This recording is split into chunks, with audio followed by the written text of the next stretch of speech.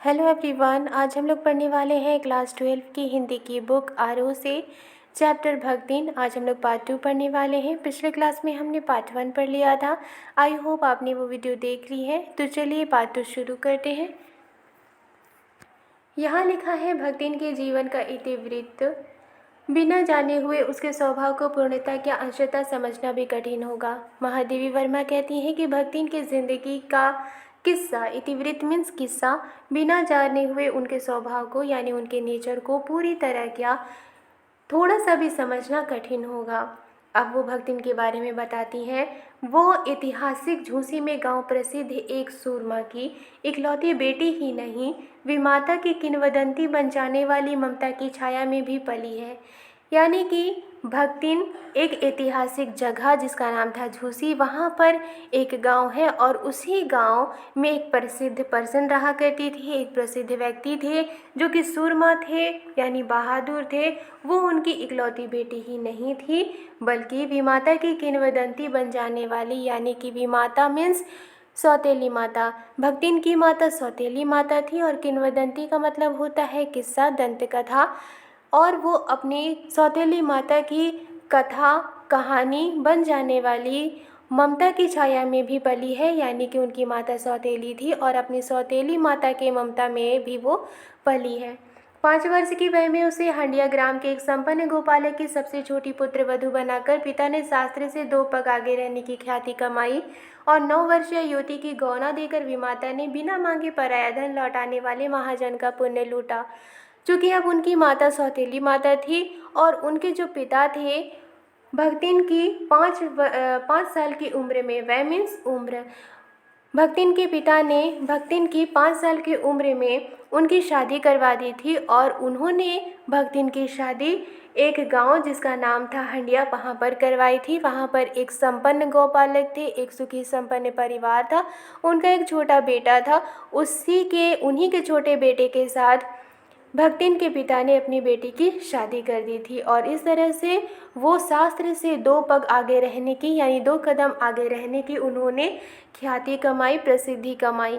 और जब भक्तिन की उम्र 9 साल हो गई थी तब उनकी सौतेली माता ने भक्तिन का गौना कर दिया यानी उनकी विदाई कर दी।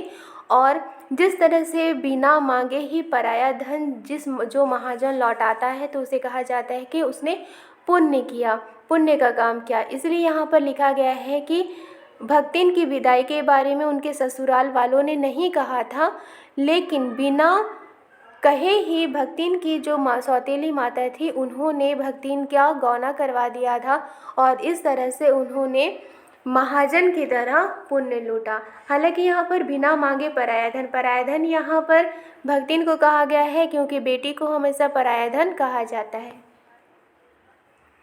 आगे लिखा है, पिता का उस पर अगाध प्रेम होने के कारण स्वभावतः स्त्रीयालु और संपत्ति की रक्षा में सतर्क विमाता ने उनके मरणांतक रोग का समाचार तब भेजा जब वो मृत्यु की सूचना भी बन चुका था।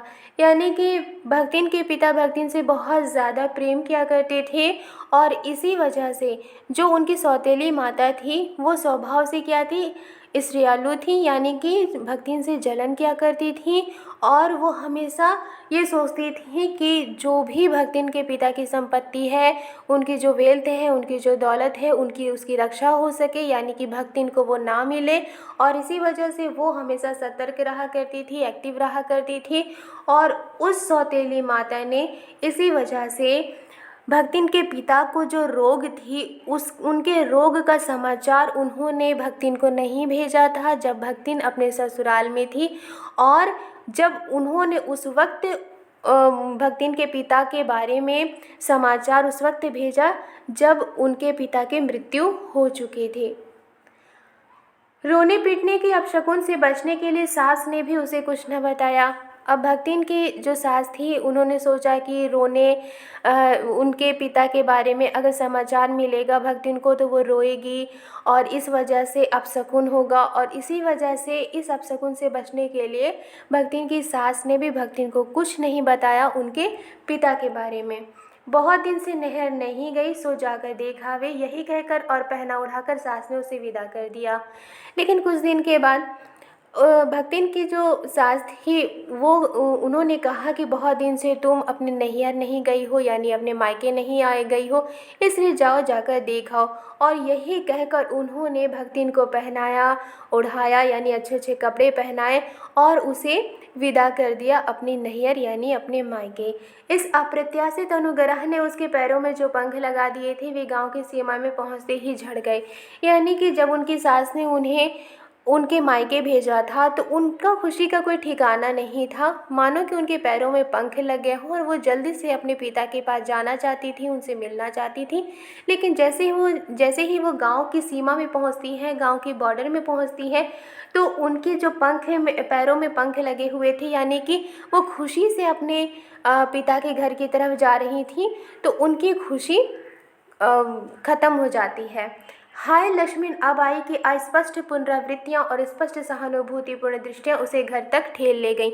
अब उनकी खुशी क्यों ख़त्म हो गई थी? क्योंकि जैसे ही वो गांव के बॉर्डर पर गई थी, गांव जब इंटर की थी, तो उसी वक्त बहुत सारे लोग जो लक्ष्मी को पहचानते थे, यानी कि भक्तिन को पहचानते थे, वो ये जानते थे कि उनके पिता की मृत्यु हो चुकी है और उस वक्त लक्ष्मी नहीं आई थी। तो इस वजह से बहुत सारे लोग उनसे कह रहे थे कि हाय लक्ष्मण अब आई, यानी कि जब तुम्हारे पिता की मृत्यु हो गई उसके बाद तुम आई हो। और इस तरह से और बहुत सारे लोग उनसे सहानुभूति कर रहे थे, सहानुभूति वाली दृष्टियाँ रख रहे थे। तो इन सारी बातों से उनकी खुशी ख़त्म हो गई थी और इस तरह से वो अपने घर तक पहुँची थी। पर वहाँ न पिता का चिन्ह शेष था, न भी माता के व्यवहार में शिष्टाचार का लेस था। लेकिन जब वो वहाँ पर पहुँचती हैं तो वहाँ पर उनके पिता का चिन्ह ना था, क्योंकि उनके पिता की मृत्यु हो चुकी थी।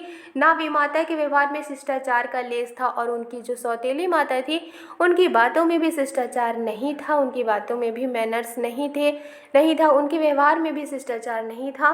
दुख से शिथिल और अपमान से जलते हुए वो उस घर में पानी भी बिना पिए उल्टे पैरों ससुराल लौट पड़ी। और जब वो देखती हैं कि उनके पिता नहीं हैं और उनकी सौतेली माता का भी व्यवहार अच्छा नहीं है, उनका शिष्टाचार भी अच्छा नहीं है, तो वो दुख से भर जाती हैं और अपना अपमान समझती हैं, अपनी बेइज्जती समझती हैं और इसी वजह से वो घर में पानी भी नहीं पीती और उल्टे पैर वो अपने ससुराल आ जाती हैं। सास को खरी खोटी सुनाकर उसने विमाता पर आया हुआ क्रोध शांत किया और जब वो अपने ससुराल पहुंचती हैं तो सारा गुस्सा वो अपनी सास पर उतार लेती हैं, क्योंकि उनका सारा गुस्सा किस पर था? अपनी सौतेली माता पर था। और वही गुस्सा वो अपने सास पर उतारती हैं और फिर अपने गुस्से को शांत करती हैं। और पति के ऊपर गहने फेंक फेंक कर उसने पिता के चिर विछोह की उम्र में व्यथा व्यक्ति की और अपने पति के ऊपर वो अपने गहने को उतारती हैं और अपने पति के ऊपर अपने गहनों से फेंकती हैं अपने पति के ऊपर। और इस तरह से जो दुख था उन्हें अपने पिता के जाने की, तो उस दुख को वो व्यक्त करती हैं। आगे लिखा है, जीवन के दूसरे परिच्छेद में भी सुख की अपेक्षा दुख ही अधिक है। यानी कि ज़िंदगी क्या है? ज़िंदगी के दो पहलू हैं। दूसरे पहलू में, दूसरे परिच्छेद में सुख की अपेक्षा यानी सुख के कंपैरिजन में दुख ज़्यादा है। जब उसने गेहुए रंग और बट्टिया जैसे मुख वाली पहली कन्या के 2 संस्करण और कर डाले, तब सास और जिठानियों ने ओठ बिचकाकर उपेक्षा प्रकट की। महादेवी वर्मा कहती हैं कि भक्ति ने अपनी बेटी को जन्म दिया था जिसका रंग था गेहुआ और उनकी बेटी का जो मुख था वो बटिया की तरह था, यानी जो सिलबट्टा होता है, जो छोटा चिकना गोल पत्थर होता है, जो सिल के ऊपर होता है बटिया, जिसके ऊपर मसाले पीसे जाते हैं, उसी को बटिया कहा जाता है। उसके मुख जैसी यानी छोटा गोल आकार की मुख वाली पहली कन्या के 2 संस्करण और कर डाले। यानी कि उनकी बेटी जब पैदा हुई थी तब सास और जिठानियों ने ओठ बिचकाकर उपेक्षा प्रकट की थी कि देखो इसने बेटी को जन्म दिया है। और एक बेटी के बाद 2 बेटी उन्होंने जन्म दिया था।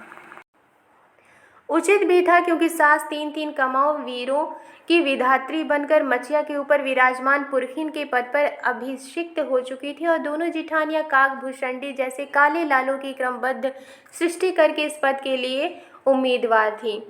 और वो क्यों भक्तिन को उपेक्षा करती थी, क्यों भक्तिन को ये कहती थी कि उन्होंने बेटी को पैदा किया है, बेटी को जन्म दिया है, क्योंकि जो सास थे उनके 3-3 कमाऊ वीर थे, यानी 3-3 बेटे थे, और उन 3-3 बेटों की विधात्री बनकर, यानी कि ब्रह्मांड की माँ बनकर वो मचिया के ऊपर बैठी रहती थी।